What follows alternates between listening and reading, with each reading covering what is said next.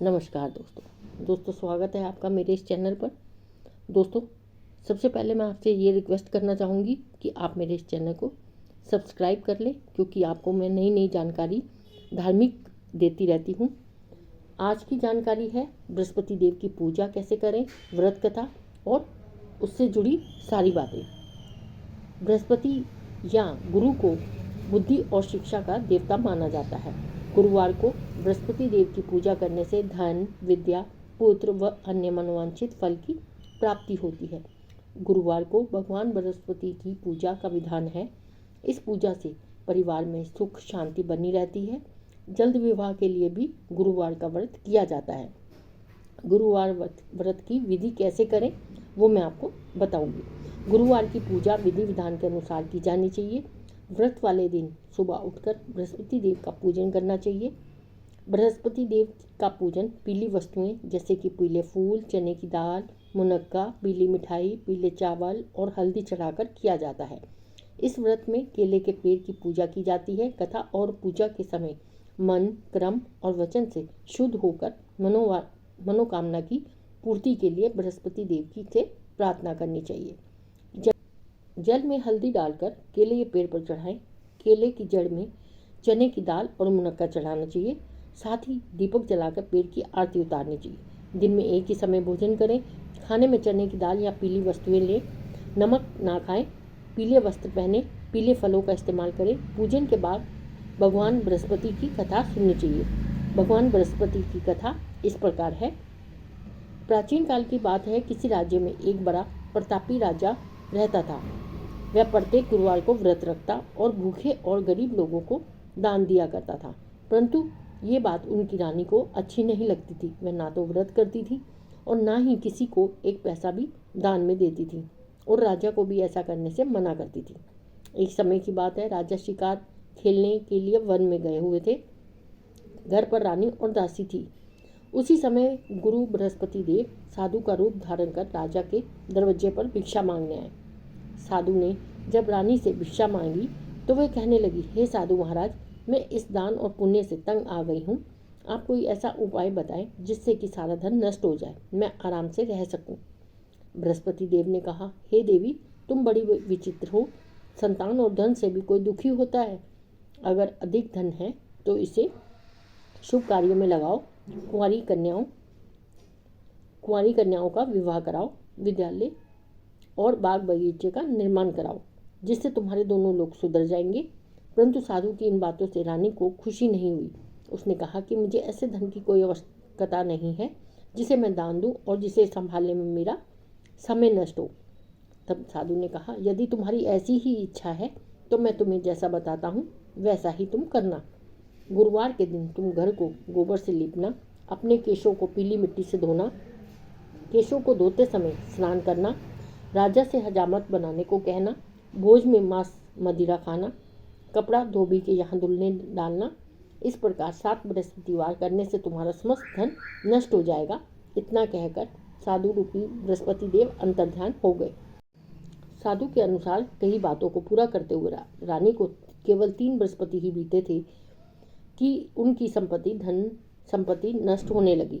भोजन के लिए राजा का परिवार तरसने लगा। तब एक दिन राजा ने रानी से बोला, हे रानी, तुम यहीं रहो, मैं दूसरे देश जाता हूँ, क्योंकि यहाँ पर सभी लोग मुझे जानते हैं, इसलिए मैं कोई छोटा कार्य नहीं कर सकता। ऐसा कहकर राजा प्रदेश चला गया। वहाँ वह जंगल में लकड़ी काट कर लाता और शहर में बेचता। इस तरह वह अपना जीवन व्यतीत करने लगा। इधर राजा के प्रदेश जाते ही रानी और दासी दोनों दुखी हो गई। एक बार जब रानी और दासी को 7 दिन तक बिना भोजन किए रहना पड़ा तो रानी ने अपनी दासी से कहा, हे दासी, पास ही के नगर में मेरी बहन रहती है, वह बड़ी धनवान है, तू उसके पास जा और कुछ ले आ, ताकि दोनों थोड़ी बहुत गुजर बसर कर ले। दासी रानी की बहन के पास गई। उस दिन गुरुवार था और रानी की बहन उस समय बृहस्पति व्रत की कथा सुन रही थी। दासी ने रानी की बहन को अपना संदेश दिया, लेकिन रानी की बड़ी बहन ने कोई उत्तर नहीं दिया। जब दासी को रानी की बहन से कोई उत्तर नहीं मिला तो वह बहुत दुखी हुई और उसे क्रोध भी आया। दासी ने वापस आकर रानी को सारी बात बता दी। सुनकर रानी ने अपने भाग्य को कोसा।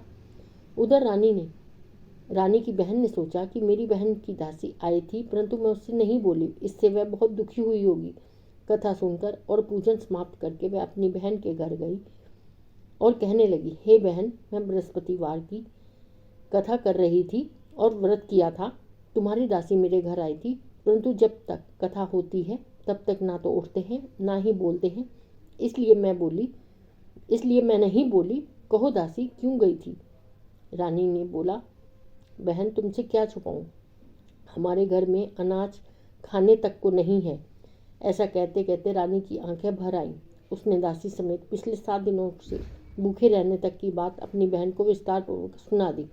रानी की बहन बोली, देखो बहन, भगवान बृहस्पति देव सबकी मनोकामना पूर्ण करते हैं। देखो शायद तुम्हारे घर में अनाज रखा हो। पहले तो रानी को विश्वास नहीं हुआ, पर बहन के आग्रह करने पर उसने अपनी दासी को अंदर भेजा तो सचमुच अनाज से भरा एक घड़ा मिल गया। ये देखकर दासी को बड़ी हैरानी हुई। दासी रानी से कहने लगी, हे रानी, जब हमको भोजन नहीं मिलता तो हम व्रत ही तो करते हैं, इसलिए क्यों ना इनसे व्रत और कथा की विधि पूछ ली जाए ताकि हम भी व्रत कर सकें। तब रानी ने अपनी बहन से बृहस्पतिवार व्रत कथा के बारे में पूछा। उसकी बहन ने बताया, बृहस्पतिवार के व्रत में चने की दाल मुनक्का से विष्णु भगवान को केले की जड़ में पूजन करते हैं और दीपक जलाते हैं। व्रत कथा सुनते हैं, पीला भोजन ही करना चाहिए, इससे बृहस्पति देव खुश होते हैं। व्रत और पूजन की विधि बताकर रानी की बहन अपने घर लौट आई। 7 दिन के बाद जब गुरुवार आया तो रानी और दासी ने व्रत रखा। गुसाल में जाकर चना और गुड़ ले आई, फिर उससे केले की जड़ तथा भगवान विष्णु का पूजन किया। अब पीला भोजन कहाँ से आए, इस बात को लेकर दोनों बहुत दुखी थे। क्योंकि व्रत रखा था इसलिए बृहस्पति देव उनसे प्रसन्न थे, इसलिए वे एक साधारण व्यक्ति का रूप धारण कर 2 थालों में सुंदर पीला भोजन दासी को दे गए। भोजन पाकर दासी प्रसन्न हुई और फिर रानी के साथ मिलकर भोजन ग्रहण किया।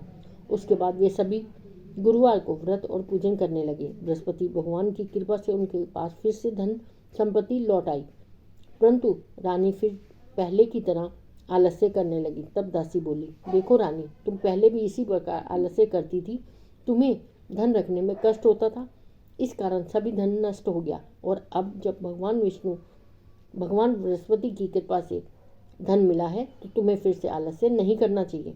रानी को समझाते हुए दासी कहती है कि बड़ी मुसीबतों से हमने ये धन पाया है, इसलिए हमें दान पुण्य करना चाहिए, भूखे मनुष्यों को भोजन कराना चाहिए और धन को शुभ कार्यों में खर्च करना चाहिए, जिससे तुम्हारे कुल का यश बढ़ेगा, स्वर्ग की प्राप्ति होगी और पितृ भी प्रसन्न होंगे।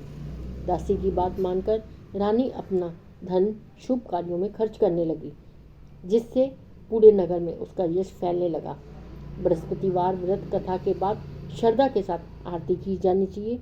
इसके बाद प्रसाद मांगकर उसे ग्रहण करना चाहिए।